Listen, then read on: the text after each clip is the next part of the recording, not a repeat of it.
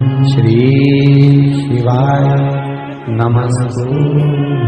पूरे श्रोता भाई बहनों से केवल इतना सा निवेदन है कि जिस भूमि को, जिस मकान को, जिस जमीन को, जिस जायदाद को आप बनाना चाहते हैं, जिस प्लाट को आप निर्मित करना चाहते हैं, कई कई घर ऐसे किराए के मकान में रहते थे तो अच्छे रहते थे, जब से घर बनाया प्रवेश करा तब से रो रहे हैं। 25 बार वास्तु शास्त्री वालों को बुला लिया, उसने यहाँ से सीढ़ी तोड़ दो, यहाँ से बना दो, यहाँ बाथरूम तोड़ दो, यहाँ से बना दो, ये पीछे से रास्ता कर दो, यहाँ से बना दो। ईमानदारी से कहना, पहले के समय में क्या वास्तु शास्त्री होते थे? नहीं। घर के बुजुर्ग कहते थे यहाँ कमरा बना दे बेटा, बेटा कमरा बना देता। यहाँ रसोई घर बना दे बेटा, घर के बुजुर्ग कहते थे वहां कमरा बनता था, घर के बुजुर्ग कहते थे वहां पर भोजन बनता था। उसके बाद भी उनके घर में शांति होती थी, फिर भी उनके घर में समृद्धि होती थी, लक्ष्मी की कोई कमी नहीं होती थी। कमाते कम थे पर ऐश की जिंदगी जीते थे, सुखमय जीवन जीते थे। आज के जमाने में बेटा कमा, बहू कमा रही, पोता कमा रहा, पोती कमा रही, दादा कमा रहा, सारा घर कमा रहा है, उसके बाद भी सुख और समृद्धि और शांति नहीं है, उसके बाद भी आनंद की अनुभूति नहीं है, उसके बाद भी हमेशा रोना केवल सुख का होता है। जरा सा घर में 4 लोग रह रहे हैं पर चारों के मुंह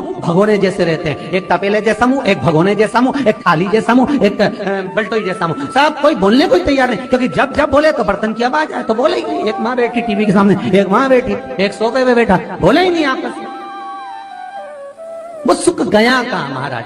कई लोगों के मैसेज आते हैं, गुरुजी हम बड़े दुखी हैं, कारण क्या है? बस कारण इतना सा है कि आपने जब मकान का निर्माण कराया, वास्तु शास्त्री को बुलाया, इंजीनियर को बुलाया, सब ठेकेदार को बुलाया, सबको बुलाकर मकान, प्लाट, जमीन, जायदाद सब दिखवाया, पर आपने उस भूमि पर पद्म पुराण कहती है, धेनु मानस कहती है, स्कंद पुराण कहती है कि उस प्लाट पर आपने 3 दिन तक एक गौ माता को नहीं बांधा। 3 दिन तक एक गाय को उस प्लाट पर बांधकर चारा खिलाते, ना वास्तु शास्त्री को बुलाने की जरूरत पड़ती, ना कभी समृद्धि की, ना सुख की जरूरत पड़ती, क्योंकि गाय उस जगह से सारी इंद्रियों को आनंदित देकर सुख प्रदान कर देती है। उस जगह के सारी रोग, बीमारी, कष्ट, तकलीफ, दुख को गौ माता खींच। गौ माता जैसी जगत में कोई नहीं हो सकता। हाथ में घड़ी नहीं बांधती गौ माता, पर 4 बजे आपके यहाँ रोटी मिलती है तो 4 बजे खड़ी मिल जाती है। 3 बजे भोजन मिलता है तो 3 बजे आपके दरवाजे पे मिल जाती है। 1:30 बजे भोजन दोगे तो 1:30 बजे ही मिलेगी। 1:20 पे दोगे तो 1:20 पे ही मिलेगी। कोई घड़ी नहीं बांधती, फिर भी समय पर आ जाते हैं। क्यों? क्योंकि भगवान ने उसको ऐसा बनाया है, 33 कोटि देवताओं ने उसमें ऐसा विराजमान कर दिया है कि जगत का वो कल्याण कर सकती है। उसका एक एक अंश जीव का कल्याण करने वाला है, एक एक अंश जगत का उद्धार करने वाला है। पर हम ये आज के युग में हम उसको भूल गए। आज के युग में हम ये सोचते हैं कि वास्तु शास्त्री को बुला लें, वो ये बता दे, हमने ये फ्लैट बनाया, हमने ये मकान बनाया, इसकी छत कैसी, इसका कमरा कैसा, वो बता देगा, सब कुछ बता देगा। उसके बाद भी लोगों को क्या सुख नहीं, उसके बाद भी शांति नहीं। फिर चलो तो चलो किसी बाबा जोगी क्या पहुंच गए जो ऐसा घूम घूम के बताता, और उसके यहाँ जाकर पूछ लिया, बताओ बाबा जी हमारे घर में शांति नहीं, तो बाबा जी एक ही बात बोले, तेरे ही घर का है जिसने कुछ कर दिया। अब इसको याद आया 15 दिन पहले मेरी जेठानी से लड़ाई हुई थी, उसी ने कुछ करा होगा। अब बताओ बाबा जी ने आपस में ऐसा बीज बो दिया कि घर और जुड़ा हुआ था तो टूट गया। कोई बाबा, जोगी, सन्यासी, तपस्वी, साधक, उपासक कभी नहीं कहता कि घर का है। हमेशा याद रखो, संसार में किसी की सामर्थ्यता नहीं है कि कोई आपका बुरा कर दे, किसी की सामर्थ्यता नहीं। संसार में किसी की सामर्थ्यता नहीं कि आपका बुरा कर दे, बस आपका बुरा आपका किया हुआ कर्म करता, कोई दूसरा नहीं कर सकता। एक नींबू गिर गया दरवाजे पे तो 14 दिन तक नींद नहीं आई। सीसीटीवी कैमरे में देखो कौन पटक के गया, मेरे को तो 3 दिन से शंका हो रही पड़ोसन। अब बताओ, जब कैमरे में देख लिया तब मालूम पड़ा बेचारा साइकिल वाला सब्जी लेके जा रहा था उसके घर पे और नींबू पॉलीथीन से टपक गया। तब सुकून मिला कि ये नींबू, तब सोई आराम से कि पड़ोसन ने कुछ नहीं किया।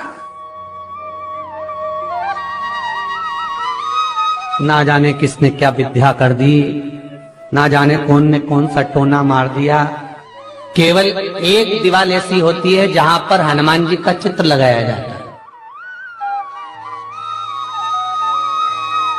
चाहे तुम पर्वत उठाने वाला चित्र लगाओ हनुमान जी का, चाहे बैठे हुए लगाओ, चाहे रामायण पढ़ने वाला लगाओ, चाहे लंका दहन करने वाला लगाओ, चाहे राम नाम जपने वाला लगाओ, चाहे लक्ष्मण को संजीवनी देने वाला लगाओ, चाहे मौन मुद्रा में लगा दो, चाहे स्तुति में लगा दो, चाहे भजन में लगा दो, हनुमान जी का कोई भी चित्र लगता है तो ना पूरब में लगेगा, ना पश्चिम में लगेगा, ना दक्षिण में लगेगा। हनुमान जी का अगर चित्र लगता है तो उत्तर की दीवार में दक्षिण को देखते हुए लगता है, केवल एक ही स्थान।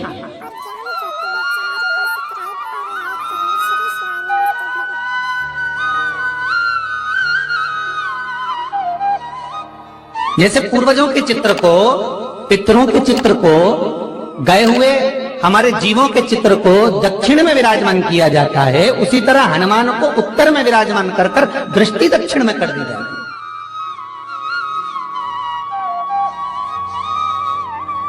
घर में हनुमान जी के जितने फोटो होते हैं उसको केवल दक्षिण दिशा में लगा और उत्तर दिशा में लगा बिठा देते हैं, और दक्षिण की ओर उनकी दृष्टि होना चाहिए, दक्षिण की ओर उनका मुख होना चाहिए।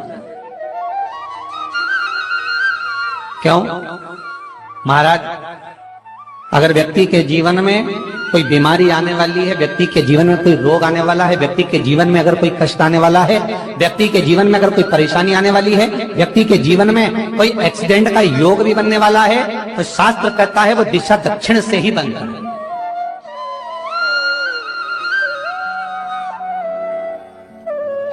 ये दक्षिण जो दिशा है ये यम की दिशा है।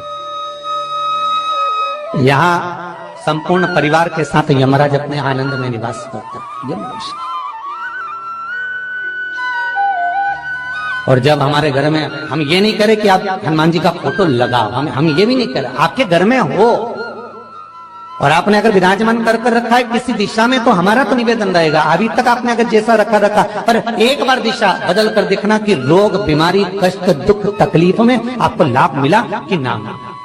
हनुमान जी ने केवल दक्षिण दिशा की ओर अगर मुख कर हमने विराजमान कर दिया, फोटो ही विराज दिया। हम ये नहीं कहेंगे आपसे कि आप बाजार से फोटो खरीद कर लाओ फिर लगाओ, नहीं, आपके घर में हो तो आप लगा दीजिए, आपके घर में हो तो विराजमान करें।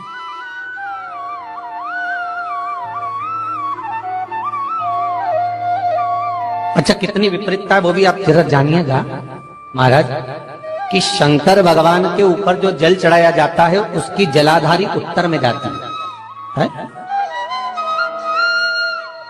कई लोगों को तो आज भी तुलसी उतारना तक नहीं आता कि तुलसी का दल कैसे उतारा जाता है। कई जगह तुलसी के क्यारे के नीचे शंकर जी का शिवलिंग रख दिया जाता है महाराज, कहीं नहीं है ध्यान, बस चलता है स्मरण।